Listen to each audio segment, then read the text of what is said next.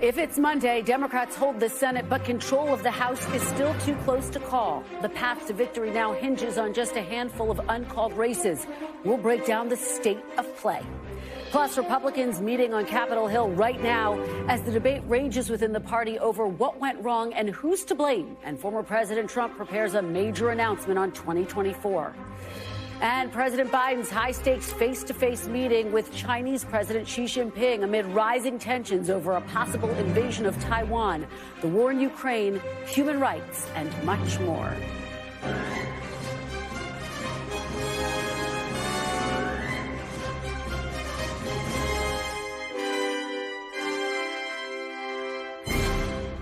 Welcome to Meet the Press Now. I'm Kristen Welker. It has been 6 days since the election, and we still don't know which party is going to control the House in January. We don't know what the final balance of power will be in the Senate.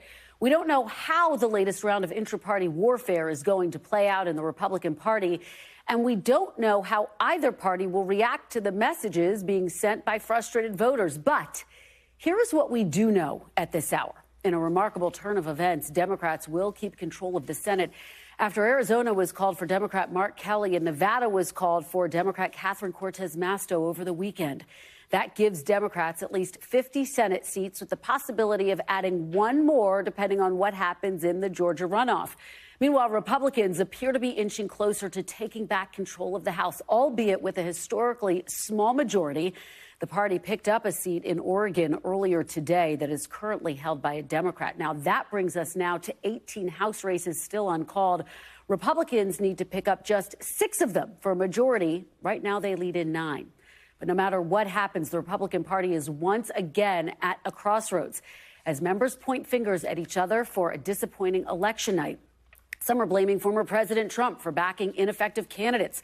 The former president is blaming Mitch McConnell for not getting them elected. And some prominent Senate Republicans are also casting blame on Mitch McConnell. It would be insane if we reelect the same leadership 2 days from now. If we say, hey, nothing happened, everything's good, keep rowing off the waterfall, crash into the rocks, everything's awesome. Listen, if you have the number one team in the nation and you get crushed and you get crushed and you get crushed, you know what happens? They fire the coach. Talk about being blunt. Well, of course, any conversation about the future of the Republican Party arguably starts with one person and one person alone, former President Donald Trump. He is expected to announce his presidential candidacy tomorrow. At the same time, Republicans do seem hesitant to shut the door on him completely. Here's Republican Senator Bill Cassidy with Chuck on yesterday's Meet the Press. Can you imagine having to support Donald Trump again if he's the nominee of your party? Our party should be about the future. I think our next candidate will be looking to the future, not to the past, and I think our next candidate will win. And so I anticipate supporting a candidate who's looking to the future. And if that candidate's Donald Trump, do you plan on supporting that candidate? You're giving me a theoretical, which actually I don't think will come to transpire, because we have to be looking to the future. And so you can give me a theoretical after a theoretical. Okay. I will say we should be a party of ideas and principles. In terms of who will lead the party, House Republicans are meeting right now to hear from prospective leadership candidates as Kevin McCarthy looks to please all corners of his caucus. And we have still a number of key races on the board, including the Arizona governor's race and all of those House races that are not yet called. So we do want to dive right in. NBC's Steve Kornacki is still at the big board with the latest on those uncalled races. Also with us, NBC's Steve Patterson on the ground in Arizona. NBC's Antonia Hilton is in Georgia. And NBC's Ali Vitale is at her post on Capitol Hill. Steve, I have to start with you. You are at the big board, so walk us through all of those uncalled races. And I think the big question that folks have right now, do Democrats still have a path? I know it is incredibly narrowing by the minute. Yeah, I mean, they do have a theoretical path, but it would require some sort of unexpected developments as the late votes are tallied in some of these districts. So as you mentioned, there are 18 uncalled races, although in one of them it's in California where it's a Democrat against a Democrat. So if you just go ahead and assign that to the Democrats, where things stand right now is 212 is the Republican number, 206 is effectively the Democratic number. And so there are 17 uncalled Democrat versus Republican races. So the Republicans Republicans to get to 218. Obviously, they just need 6, and that would get it for them.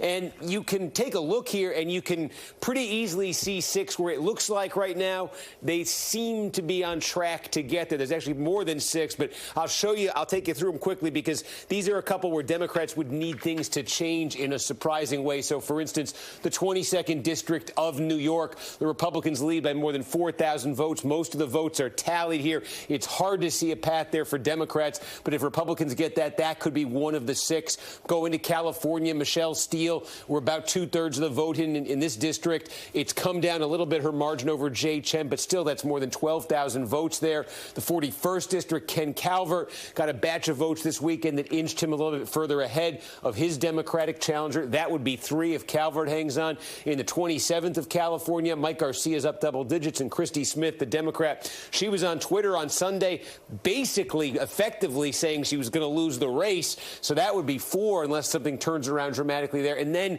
you come into Arizona, where we're going to get some more updates tonight. In the 6th District, which is the southern part of the state, brings in Pima County. The Republican candidate there has gained votes in the last 2 updates. It's close, but has gained votes, and the trend has been favoring him late as he moves ahead over 2,000 votes. And in the 1st District of Arizona, Dave Schweikert, Republican incumbent, had been trailing in the tally, but we've been talking about these final votes being counted out of Maricopa County. We know they seem to be Republican friendly. It's a question in the governor's race if they're friendly enough to actually help Kari Lake. But in this House race, that last batch of votes from Maricopa County last night put Schweikert into the lead. We're expecting another big batch tonight. If it looks anything like last night's, his lead will only grow. And so right there, that would be 6 seats where if things stay the way they are and the trends stay the way they are, that would get Republicans to 218. And there are even a couple more on here where the Republicans like a Valadeo in the 22nd District. And Democrats would have to win this race. They'd have to win one of the 6 I just showed you. They'd have to win everything else on this board. That's an exceedingly narrow path. But you could certainly see, if you told me Democrats ended up at 215, 216, and you're looking at a Republican majority of just 2 or 3 seats, that's very plausible right now. Wow, and it's just so narrow. It's hard to wrap your head around. Obviously, Valadeo, who you have up there, one of those who voted to impeach former President Trump, one of the things that is making his race so tough for him. Steve, I want to go back to Arizona. We're going to delve into the governor's race in just a moment. We did call the Arizona Secretary of State race for a Democrat, which really adds to the list of Trump-backed election-denying candidates who had a really rough cycle. I mean, this was really a drag on them. Yeah, I think you're talking about especially in these states that we know are going to be battleground states in 2024. Yeah. So that question of the office of Secretary of State in a place like Arizona being significant just in terms of thinking ahead to the 2024 election and potentially election certification becoming a question in that election. So here, yeah, you had Mark Fincham, as you mentioned, Trump-aligned, echoes Trump's claims about 2020. We projected over the weekend, he loses this race in Arizona. You go up to Nevada, certainly looks like it'll be another battleground state in 2024. Jim Marchant, another, he backs all of Trump's claims about 2020. It's a narrow race, but he's defeated here. You take a look up to, we'll zoom out here, go into Michigan, Secretary of State's race there. Jocelyn Benson, the incumbent, again challenged by Christina Caramo. She again echoed Trump's claims about 2020. She's defeated soundly in this race. And then there was, of course, there's not an elected Secretary of State in Pennsylvania. Pennsylvania, though, key state here. The governor, though, has appointment power in Pennsylvania. That is crucial when it comes to election administration. And Doug Mastriano, again, right there in line with Trump on everything he says about 2020. Obviously, Mastriano losing decisively. So, yeah, it's that they went down, Kristen, and in these states that look like they're going to be so critical in 2024. Yeah, and you have to think Republicans are taking a hard look at all of those races. Steve Kornacki, I hope you're getting a few naps in between all of your marathon hits, which continue until we do, in fact, know who controls the House. Thank you for that. I do want to go now to Arizona, pick up where we left off. Steve Patterson tracking the governor's race there. Still too close to call. When are you expecting the next batch of votes, and which way are the winds blowing?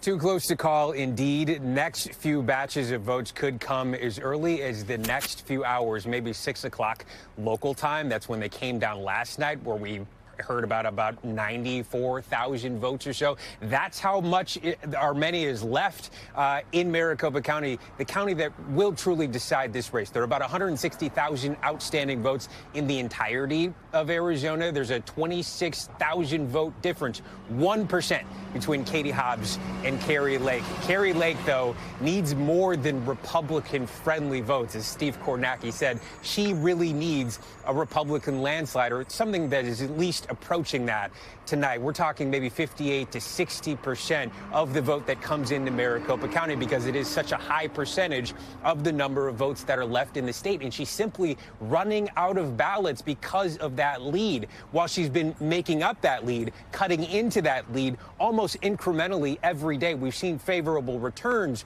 for Kari Lake, yesterday and the day before, but they're coming in at 53% or below and 55% and below, when every day she's not hitting that threshold mark.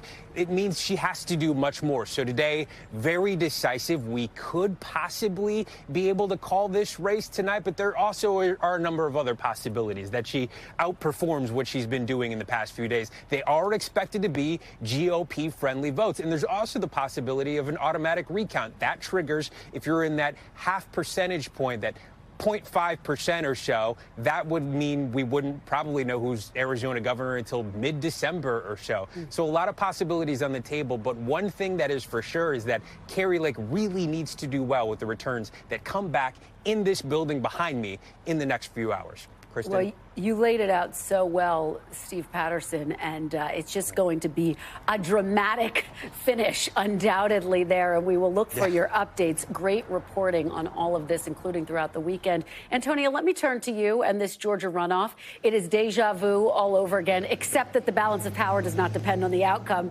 of this race. And I want to ask you about that. I mean, how are both sides feeling? How do they drive turnout, given that that same level of urgency is not there? That's all that everyone is talking about here, Kristen. And I would say on the Republican side, there's a bit more nerves right now about that enthusiasm gap, because not just the results we saw out of Nevada, but also because of what we saw on Tuesday. Look, Herschel Walker underperformed Governor Kemp by a lot in a number of parts of the state. And here in Augusta, he trailed him by about 2,000 votes. He really needs to not only go back around and educate voters, make sure the people who already voted for him vote a second time, but he also needs some of those more middle-of-the-road Republicans, the type of people who like Governor Kemp but aren't so enthusiastic about, say, former President Trump and Herschel Walker's connections to him, and convince some of them to vote for him. Warnock has done a runoff before. Granted, this one is under slightly different circumstances, a lot less time. There's just over 3 weeks left in this race now. And so he's really focused on that education piece, on sort of riling up the base. I was with him at a black church the other day. Then I was at a charity event where he was talking to really young parents and young people there who were, both giving out items to people in the community, but also there to see one of the most famous rappers here in Atlanta. And so he's really going back, in some cases, to communities he's already talked to and just making sure they know December 6th is really happening. So when you talk to voters on the ground here, they think it's the Republicans who, have the most to be nervous about. Between President Trump announcing that he might be running again, between the results we saw on Tuesday, this red wave that never was, Kristen, it's the Republicans who think that they, have a lot more to be nervous about. And many of the people I talked to today admitted that that was the case. Antonia, very quickly before I let you go, and you have been crisscrossing a number of these battleground states. Here you are in Georgia. Do you get the sense from talking with voters that there's a sense of fatigue? All of the ads, all of the vitriolic language that they've heard back and forth? Absolutely. In both North Carolina and Georgia, two states where I've spent a lot of time, Republican voters are exhausted by the ads. Democratic voters as well. I think some people in Georgia here the other night, I was at dinner, were joking about the fact that they're not free from the ads yet. Everyone else gets the ads off their TVs, and they're going to have to watch them for a couple more weeks. And everyone's kind of miserable about it, frankly. And even some of the Republicans I talked to today at Herschel Walker's rally here in Augusta, they were saying to me that they're nervous about, President Trump potentially coming here, trying to help Herschel Walker out on the road. They said that the former president often brings drama with him. And even though they supported him, they voted for him, they like him, They were hoping that people like Governor Kemp or maybe even DeSantis would come help him out because they want to tamp the drama down. They want this to be a smooth sailing 3 weeks, Kristen. It's such an important point that you bring up because obviously we saw the Trump effect in the closing days of these midterms. Fantastic reporting, Antonia. Thank you.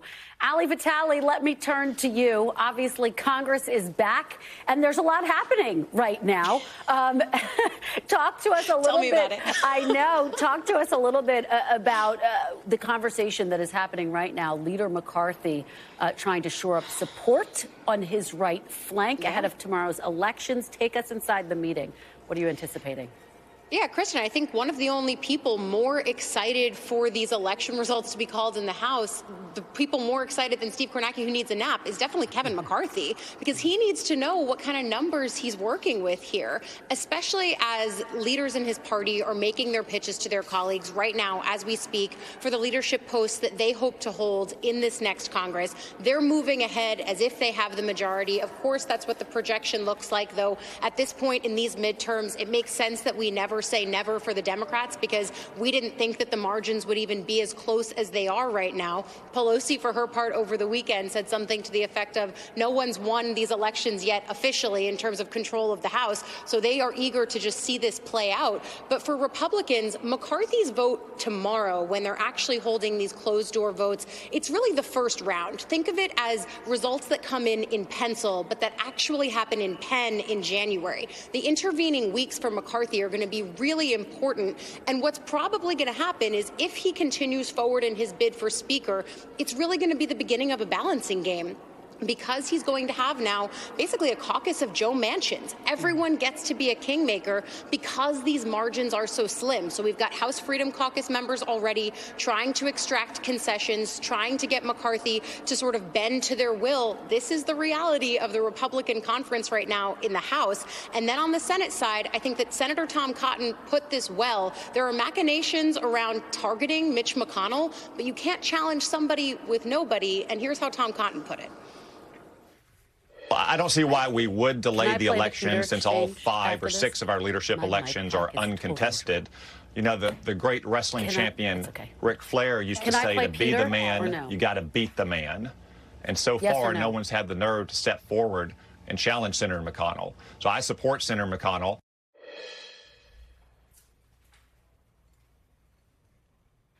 The 8 senators who says that they should delay these elections, I said, hey, is this about McConnell for you? He said no, and he also doesn't know anyone else who's challenging him. But in Rubio's view, if you go through the cycle that Republicans just went through, where there was supposed to be a red wave, and they ended up potentially with 1 less seat in the Senate than they had, he thinks that there needs to be some question asking and some answering for what happened here.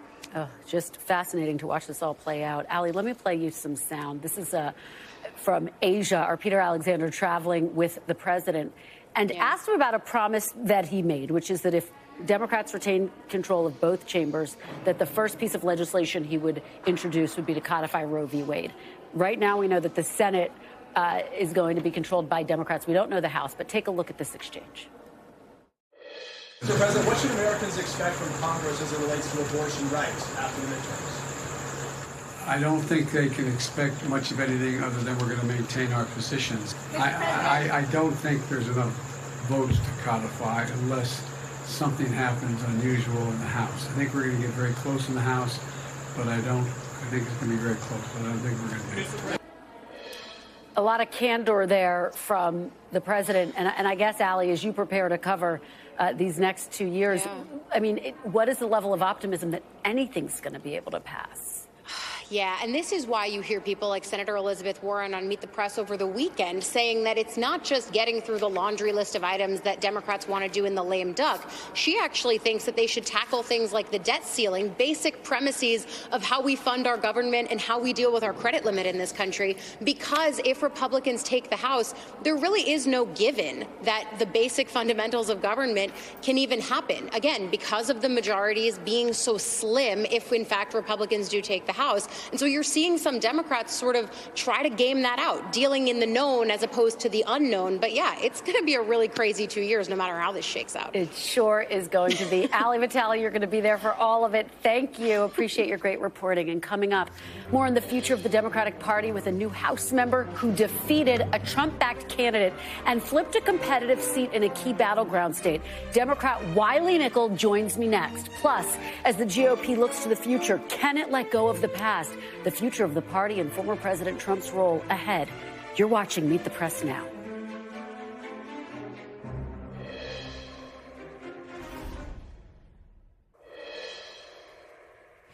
Welcome back. Democrats are still waiting to see if they will remain in power in the House and who would wield that power in party leadership. On ABC yesterday, the current House Speaker, Nancy Pelosi, would not confirm she would put her name in the running for Speaker again if Democrats do come out on top. Take a listen. And if Democrats keep the majority, will you run again for Speaker? I'm not. Right now, I've said I'm not making any comments until this election is finished and we have a little more time to go. I wish it would be faster, but it isn't.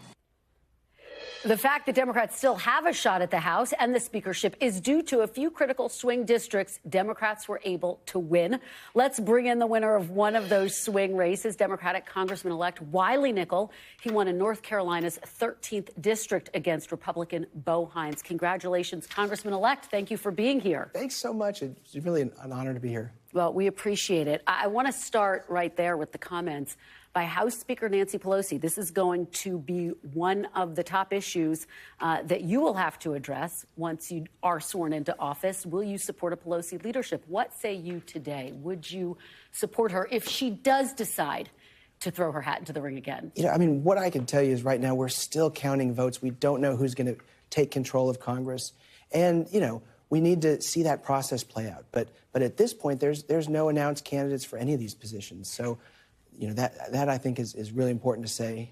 And, you know, we got to see what happens with the votes. Do you think that she's the strongest person to be the leader of House Democrats, whether in the majority or the minority? Yeah, I mean, I think we got a lot of great candidates, but it really depends if we're in charge or not. I think that's what a lot of people are waiting on to see what happens, you know, and how we can go forward. But, you know, I'm just excited about being right in the middle here in a very close Congress where we're going to be able to get a lot of stuff done. I hope in a bipartisan way. That's what folks want. I want to ask you about what you think you can get done. But first, I want to take one moment to talk about the results of this election. I mean, a lot of people were bracing for the possibility of a so-called red wave. That did not happen. That is not going to happen. Why do you think that is? Why do you think you were able to beat Bo Hines, for example? Yeah, you know, I think we're one of just 5 Republican-held seats to flip in this election, and it's because we campaigned on a woman's right to choose and democracy. Those were so important in our race in this district, and pro-democracy Republicans and independents made their voices heard in a way that I think you're seeing in my district and so many others where we have, you know, a far-right extremist that was just way out of step. Do you wish that Democrats had put more money, more emphasis, more energy into supporting Sherry Beasley? Would that have made a difference in that race? Was that a misstep for Democrats? I mean, she ran a great race. I just know from my race, you know, Sherry Beasley was very helpful. She got a lot of people out to vote. She ran a passionate campaign. So, you know, I give her a lot of credit for running a really good race. Let's talk about the agenda. You are sounding a note of optimism, whereas a lot of people are concerned that what we will see is partisan gridlock. I know you ran on a 30-point plan to reduce inflation. It included everything with a focus on energy independence to more affordable housing.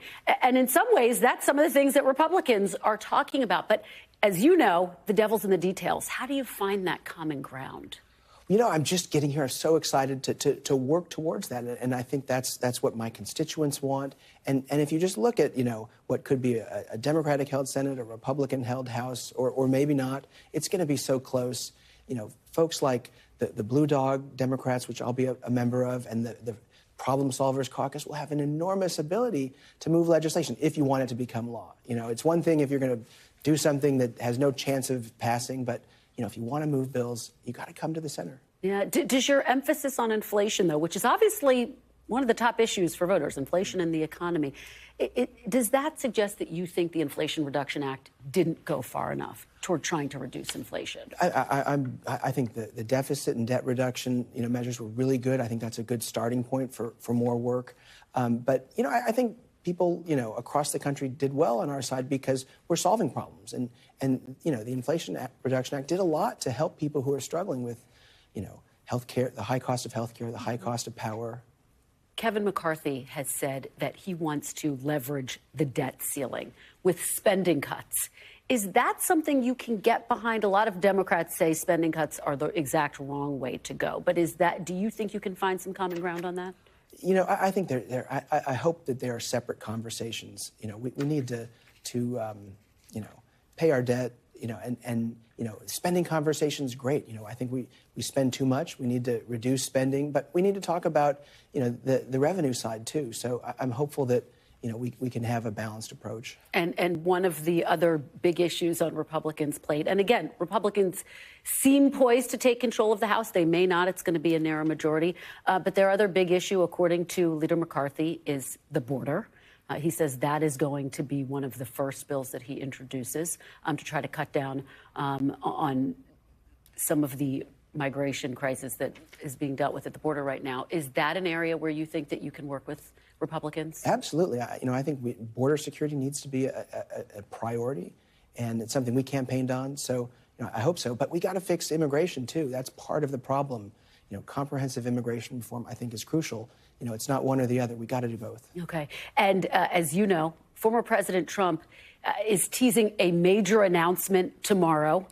We anticipate he's going to announce he's running for re-election. A lot of Republicans are urging him to wait until after the Georgia runoff race. I asked President Biden, about whether he's going to run for re-election again. He said he's not in a rush. He intends to do so. He's going to make a final decision in the new year. And he says what President Trump does is not going to influence his final decision. But do you think that President Biden is the strongest person to represent Democrats in 2024? I think it's the same thing. We got to see what the election results are. Do we control Congress? And I think those things are important for anyone who makes decisions about the next election. We just finished this one, so I think, first of all, we got to figure out what's going on. And as for the Trump news, really all I can do is just sort of sigh.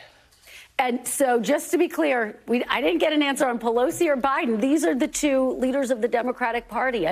Can you pinpoint how you feel about, President Biden running again or supporting Pelosi? I really just want to see what happens before I make decisions because, there's a chance neither of them could be people that I would be that I would, be on the ballot or be part of a leadership race. Well, let me ask it this way.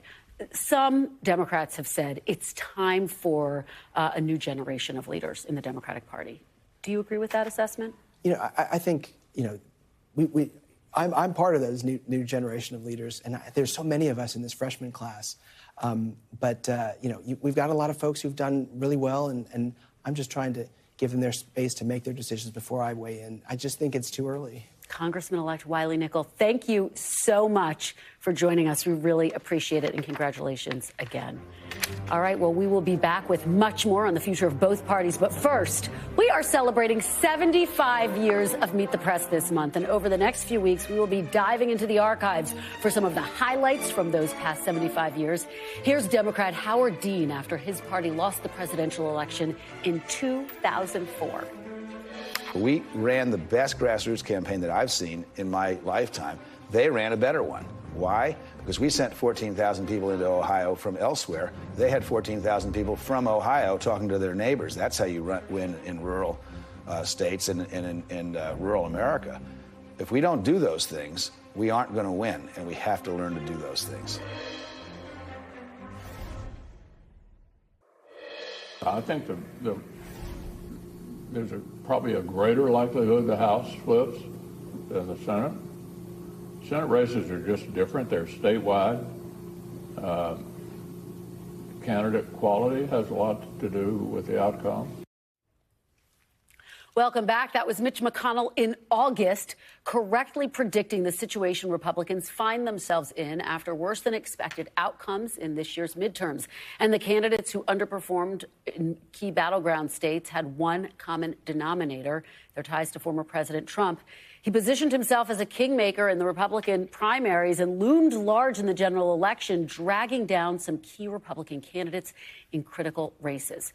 In fact, exit polls show 28% of voters said their vote was to oppose Donald Trump, even though he was out of office and not on the ballot.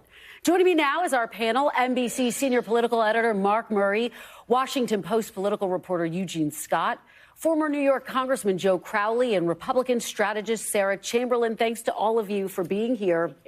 Joe, let me start with you. I want to get to what Mitch McConnell had to say in just a second. We'll get to the Republican blame game. But let's talk about the Democrats. Obviously had better than expected midterms. Right. However, they had some tough races in New York.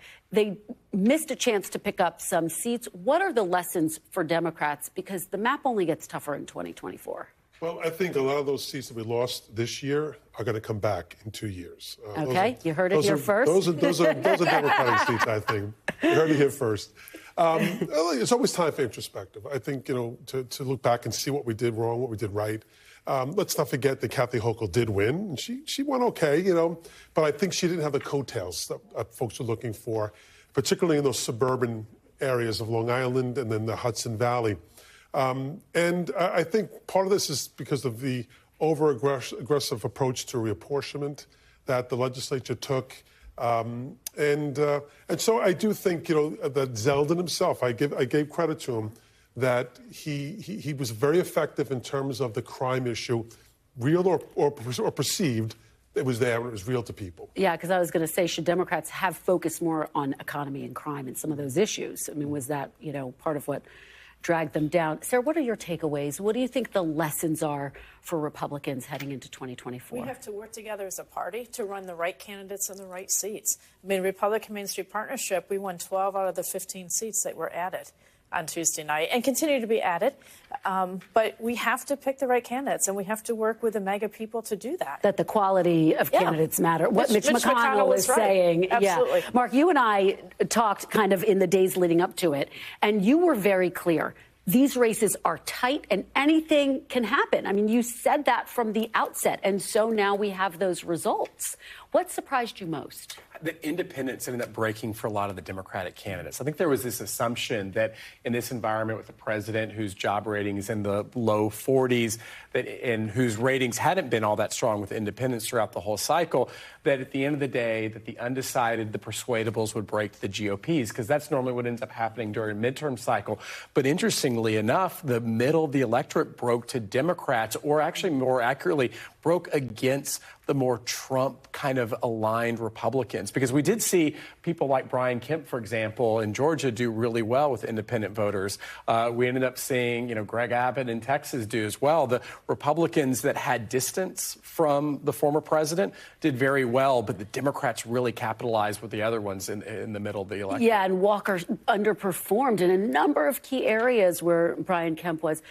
Eugene, we are expecting former President Trump to make a big announcement. By all accounts, he's going to announce that he's running for re-election. How does that shake up this current political moment that we are in right now? Well, if you listen to some Republican leaders, it could cost Republicans this Georgia race. Chris Sununu has come out and said that announcing this early could mobilize Democrats to vote against Trump. Everyone's talking about how unpopular Biden is. Trump is even more unpopular, especially with voters who do not consistently back GOP candidates. So him reminding people of the America that existed when he was in the White House could lead voters to say, we don't want to see any more of that. Sarah, what do you make of that? And does it freeze the field to some extent? Yes, it sure does. I think Trump, it is a disaster for him to announce before Georgia. We know what he did last time in the Georgia seats. We lost control. And, we've already lost control, but we could stand to pick up one more seat with Herschel Walker. We are hearing new sound from former Vice President Mike Pence about Donald Trump and what he said and did on January 6th. I want to play a little bit of that and then get everyone's reaction on the other side. It angered me. But I turned to my daughter, who was standing nearby, And I said, it doesn't take courage to break the law. It takes courage to uphold the law. I mean, the president's words were reckless. It was clear he decided to be part of the problem. Mark, I've been talking to folks close to the former vice president who say he's getting into the race regardless of what Mr. Trump does. I mean, what are you expecting in terms of the Republican field, in terms of a Vice President Mike Pence announcing his candidacy potentially? He hasn't made a decision yet. To Sarah's point, I mean, former President Donald Trump getting in has an impact on other people. People might end up saying, you know, if this were wide open, I'd actually run. And some people decide, you know, that why have to deal with something like that? But, I mean, if former Vice President Mike Pence gets in, if Ron DeSantis, you know, it will be, but there's also some costs coming with it that, as we ended up seeing in 2016 or even 2020, you know, the insults that come your way just to be able to withstand a lot of the pressure. And one of Donald Trump's superpowers is he mucks up the entire process. And there are a lot of people who might not have the appetite for that kind of muck up it. Yeah. Joe, it's interesting. I was just talking to Congressman-elect Wiley Nickel. I asked him, would he support House Speaker Nancy Pelosi in a leadership position again, whether Democrats have the majority or a minority. He didn't want to answer that and wouldn't say if he thought that President Biden was the strongest candidate to run again in 2024. I think that it's notable that a number of Democrats just are not ready to say that they back President Biden again in 2024. And as Eugene is saying, it speaks to the fact that he's also been quite weakened over these past 2 years. Well, I've been in that position before when I was a freshman, and you enter a new realm of competition, and that's House leadership races. Yeah. And everyone is on you constantly. They want your vote, and it's a pretty intense thing. So when it comes to the House leadership, I understand where he's coming from. I think when it comes to Joe Biden had a really good week. And he goes off the COP and he talks about, you know, the big issues of world concern. He's very, presidential. I think he had a super week. Republicans didn't in that respect. Look, I think Joe Biden, if he runs, he's going to get the support he needs. All right. Eugene, let's talk about House leadership. Kevin McCarthy, he's waiting to see if Republicans do, in fact, take control of the House. But he could have a real fight on his hands. And once it's all been decided, it's going to be tough for him to corral his caucus, regardless of what he's trying to get done. It will be difficult, obviously, because Republicans aren't winning the seats yet that they expected to win. But it'll also be difficult because we're seeing some far-right Republicans come out and speak out, being very vocal. Matt Gaetz, I believe Bob Good, saying that they really don't think that Kevin McCarthy has what it takes to take this Republican Congress to the next level of whatever it is in terms of policy and future and whatever the goals are. It's been interesting, though. I believe today Marjorie Taylor Greene has come out and said that she actually supports Kevin McCarthy and making a break from the far-right lawmakers. That was very notable. Sarah, what do you make of the fight that Kevin McCarthy is facing? It is a huge fight. The Republican Main Street Partnership is right in the middle of it. We have 88 members, so we'll have 88 votes, and he is calling all of our members. All of our members are talking to each other. We are with Kevin and hope he wins. Do you think he will? I mean, I think that, again, you have all of these knives out for him. It is very notable that Marjorie Taylor Greene came out and said, let's hold on a minute. Well, she met with him for 45 minutes last week. So I'm sure there was some type of deal cut there, which Kevin has to do. Yeah. What do you think they want from him, and what is he willing to give to get? I think they want from him to be able to, one member of Congress, vote him out of speakerhood. I can't think of the name of that legislation. Help me. You know, the bill that I'm... Yes, to be able to remove. Thank you. I think that's what they want, but the Republican Main Street Partnership members do not want that, and they're going to try to give Kevin some cover on that. Yeah. Mark, talk about the fight that's playing out there and also potentially for Speaker Pelosi. Well, so on the Republican side, even if they end up getting the majority, it's going to be the most fragile majority since 1931. And just a little history lesson, that 72nd Congress right before FDR's election in 1932, Republicans entered in with a 218 to 216 majority. Wow. There were 14 deaths that ended up spurring special elections. Democrats took control of the House and then had the landslide victory that FDR had in 1932. And so with fragile majorities, anything could end up happening and potentially changing the balance of power.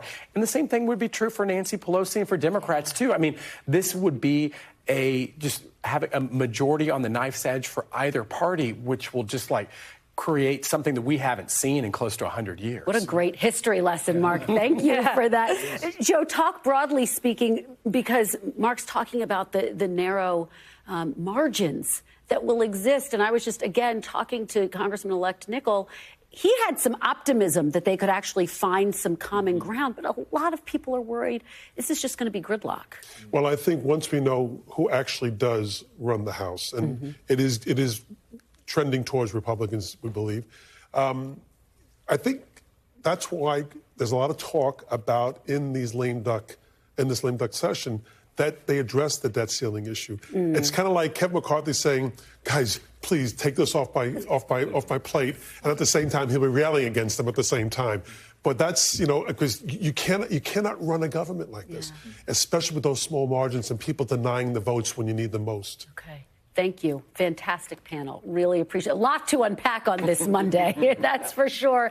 Mark, Eugene, Joe, and Sarah, really appreciate it. Coming up, face-to-face for the first time. New details on President Biden's high-stakes meeting with China's President Xi as tensions rise over trade, human rights, and military movements. You're watching Meet the Press now.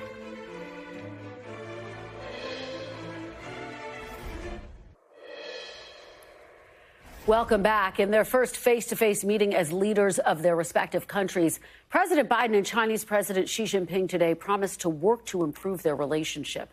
The high-stakes meeting in Bali lasted nearly 3 hours, covering issues including Taiwan, North Korea, Ukraine, the economy, and climate action. Now, for months, tensions between the U.S. and China have been escalating over China's military activities around Taiwan following Speaker Pelosi's visit to the island in August. After the meeting, President Biden told reporters there is no need for a Cold War with China. He also emphasized that while the countries will compete vigorously, the U.S. is not looking for conflict. Joining me now is Gordon Chang, a China expert and columnist at Newsweek. Thank you so much for joining me. Really appreciate it. Thank you, Kristen. Let's start right there with that headline that President Biden says there's no need and there's not going to be a Cold War with China. What was your reaction to hearing that? And can you put this into broader significance? What's the importance? I think there is a Cold War, and many people are starting to recognize that. Also, we got to recognize that the Chinese view war in a very different way than we do. We view it as kinetic action. But China believes that using all sorts of instruments of state power to undermine and destroy another society, that's warfare. That's called unrestricted warfare, the title of that 1999 book by then 2 Chinese Air Force colonels. And we have seen China actually use that playbook against us. So I think we've got to recognize the nature of the attack. So just to be very clear, you disagree with the president. And tell me specifically how you think this Cold War ends, if we are, in fact, in one. Yes, I disagree with the president. I think that the United States will win if we understand what's going on. We're a far stronger society when you look at the metrics. But we could lose this struggle because we're not protecting ourselves from a China that is assaulting us day in, day out. And for us to be able to prevail, like we did during the first Cold War, we have to understand what China's doing. So, for instance, fentanyl. The Communist Party backs the fentanyl gangs because they couldn't operate in China's near total surveillance state without the backing of the central government and the Communist Party. And that means these fentanyl gangs are an instrument of state power. They're not criminals. Well, I think that the optics of what happened was so fascinating. Also, here you have President Biden's first face-to-face with President Xi as president. He said he felt emboldened going into that meeting in the wake of these midterm successes. Do you think he was? And the White House had said there are not going to be any takeaways or any deliverables from the meeting. But what do you think was accomplished? Well, on the first question, I think President Biden was emboldened. And not only a question of partisan victory.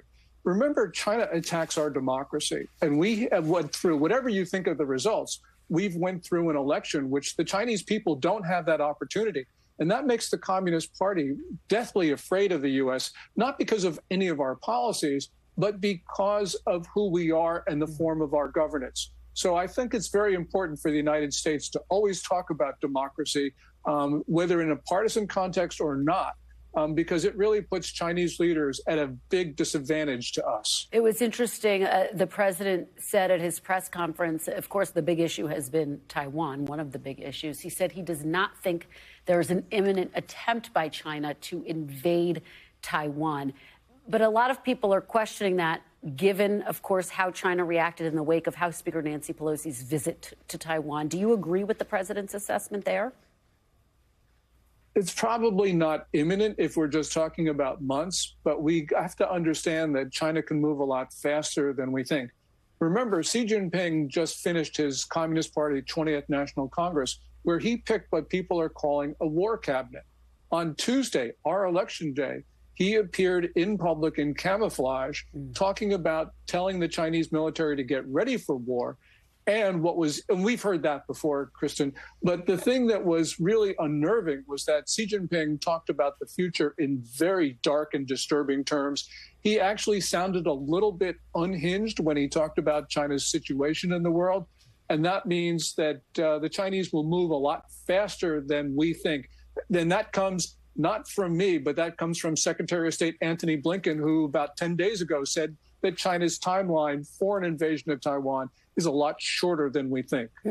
Well, the president has said recently, twice before, that the U.S. would, in fact, send in its own military to protect Taiwan should China invade. And then the White House was quick to clarify, no, U.S. policy has not changed. It's still a policy of strategic ambiguity. How do those moments overshadow a visit like this, which is so critical?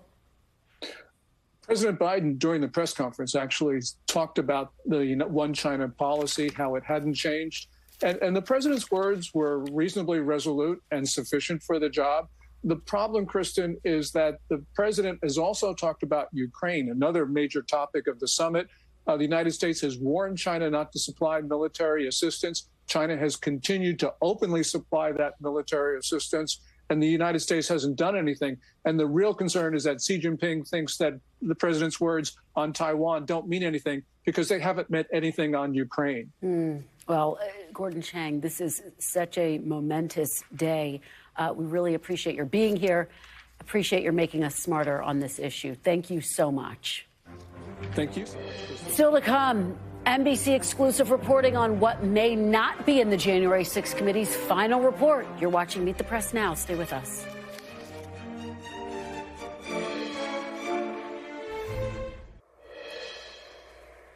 Welcome back. Turning now to some new developments in the House's investigation into the January 6th attack on the Capitol.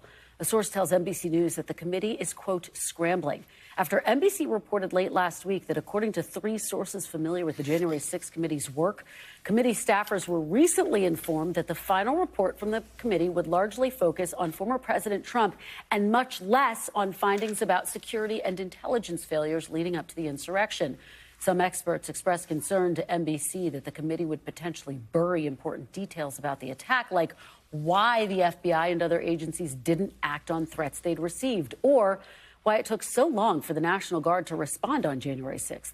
These sources, however, told NBC News that the committee's plans could ultimately change. NBC's Ken Delanian was one of the reporters who broke that story for NBC News. He joins me now. Ken, so good to see you. So talk about the thinking. Why is the committee taking this approach? What we're told is this is being driven by the vice chairman of the committee, Liz Cheney, who is concerned that if they get into the security failures that they've found over the last year, it becomes a talking point for Donald Trump and distracts from the narrative that she wants to put forward, that this is all about Donald Trump and he and his minions are responsible for January 6th. The people that we're talking to think that the committee can do both and that they found important security and law enforcement failures both leading up to January 6th and then during the insurrection. And it's not clear to us that all the members on the committee are on board with this decision. It was communicated to staff last week but we think that it may be up in the air at this point and is subject to change. Well, and the fact that it's subject to change, I mean, how much concern is there if they do, in fact, take this approach, that they will open themselves up to charges that this is now purely politically motivated? It's already happening. Trump supporters were tweeting about this story over the weekend, making that charge. And there's a real concern that some very important findings will not come to light because Congress isn't subject to the Freedom of Information Act. If these records aren't released, if these findings aren't released, we'll never hear about them. A lot of people were surprised that the report wasn't released before the midterms. What's the timeline? It's unclear. They are still working on it as far as we know. Very, very much up in the air, Kristen. Okay. And the committee, they are going to have access to Kelly Ward's records as well. Talk a little bit about that. So she is a part of their investigation into the false elector scheme. It's not clear how much at this late hour this is going to matter, but it was an important legal victory that they got access. All right. Ken Delanian covering all of the angles for us. Thank you so much. Appreciate your exclusive reporting. Thanks for sharing it. And thank you for being with us this hour. I will be back tomorrow with more Meet the Press Now. NBC News Now coverage continues with Hallie Jackson right now. Thanks for watching our YouTube channel. Follow today's top stories and breaking news by downloading the NBC News app.